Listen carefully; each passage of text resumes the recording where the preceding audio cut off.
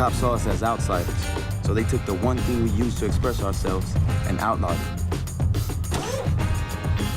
But even though they made lowriding illegal, it didn't stop us. We had gatherings all over LA, and the one place they couldn't touch us, at Leisure Park.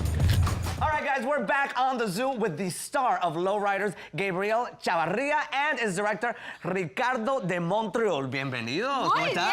Yes, I got it right. All right, folks, you know what to do. Let's sit down. 1, 2, 3. Wow! Okay, So- Ricardo, see, it wasn't that bad though. No.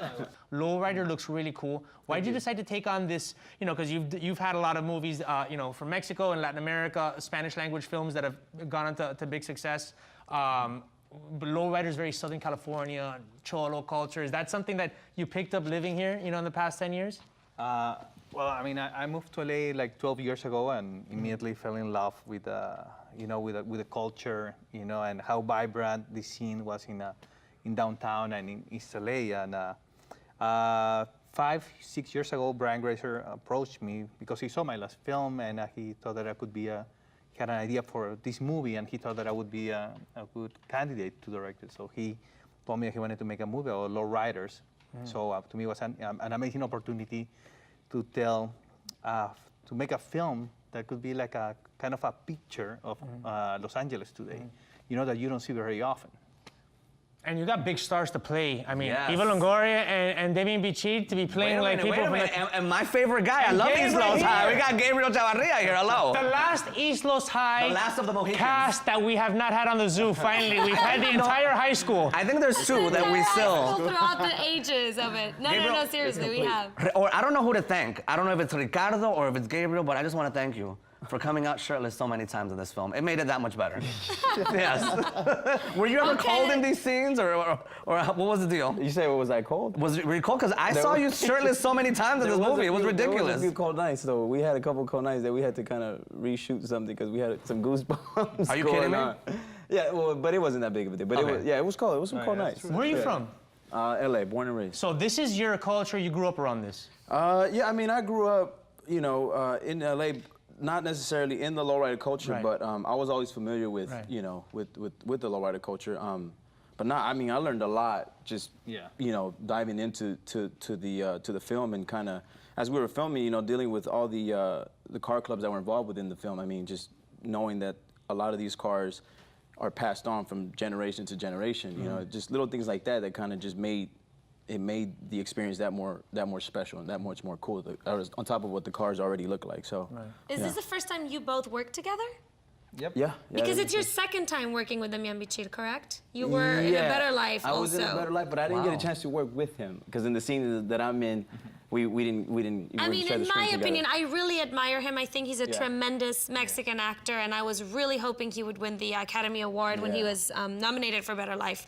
But what is it like for you to be, because, you know, at this time of your career, to be sharing the screen with such big actors that I'm sure you can learn a ton Oh from? yeah, I mean I think that's probably the most you know cool part about it is that I'm able to like sponge as much as you know I can from actors like Damian Bichir and Eva and Theo Rossi, who plays Ghost in the film. yeah. You know, it's like Excellent.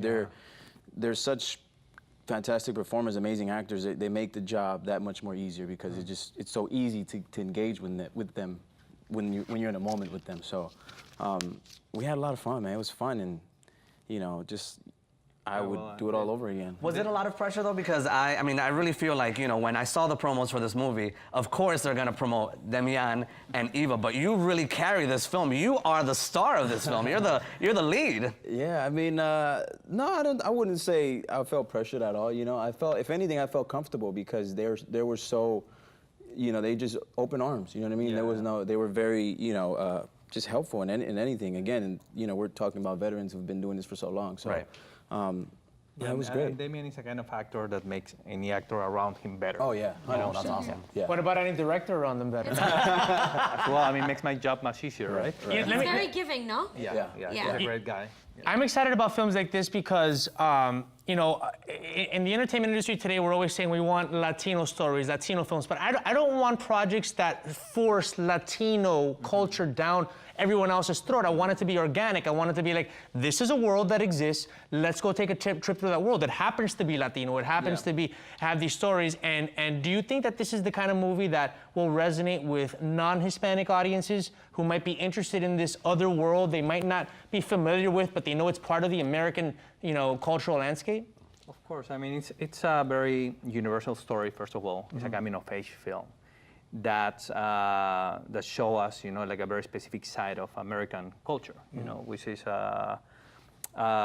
and it's a Latino film, but it doesn't represent all Latinos. It represents this very specific world of law writing. You know, that's it's very exciting, fascinating, vibrant, and it's amazing, gorgeous, right? And I feel like law writing should be considered part of American folklore. You know, I said it before, just like jazz or rock. And but yes, it's a very universal story anybody could relate to. It just happens to happen in the world of lowrider. And lowrider culture has been around for 50 years, basically, you know, for 40, 50 years. Do you have a lowrider now? Did you buy one? No. Yeah? You didn't keep one from the movie? It wasn't part of the contract? Yeah. I was hoping that'd be a rap gift. Yeah? Man. You were waiting, right? You're like, man, I did a really keys, good job. I bet you they're going to be saving me a gift at the end of the shoot. Gabe, I have to ask for the fans because you kiss a lot in this movie. You kiss a lot on East Coast High. Do you even date in real life? Because you just get to do this on screen and you get paid for it, honey. I mean, I guess my life is pretty normal off screen. You know? Yeah. I mean, I'm single, but. Okay, good to know. Good to know. We wanted to know that You're detail. single, bilingual, and ready to mingle? Hey. Are you bilingual? Yeah, Yeah? of course. Yeah, I speak Spanish. Claro que sí. Yeah. Do you give directions in the film in both languages, or do you do only English usually? Whatever was more convenient at the moment. At you know. that Sí, lo que vaya saliendo orgánico. Sí. Now, do you still paint? I do, yes. Yeah? Do you do that as a hobby? Do you have a little gallery or something? No, or? I paint just I don't For know, as a yourself? hobby for myself, yeah. See? Yeah, Chévere. yeah.